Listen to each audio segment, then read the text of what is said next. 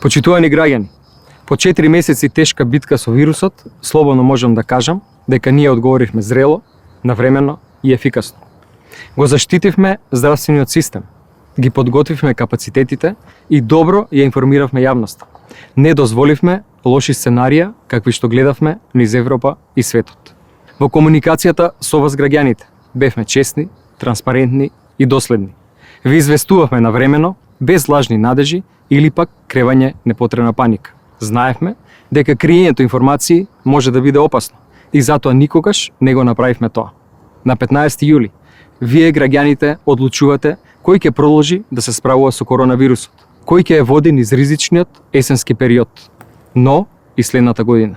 Вирусот е тука и нема да замине скоро, а справувањето со него ќе биде еден од најголемите предизвици на идната влада.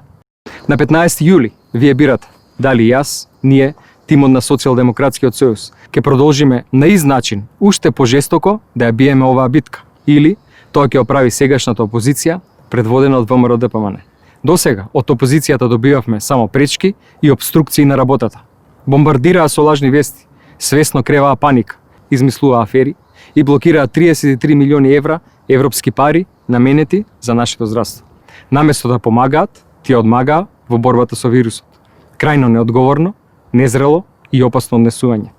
Подготвени ли сте вашето здравје и здравјето на вашите најблиски да им го доверите на овие луѓе? Искрено верувам дека одговорот е не.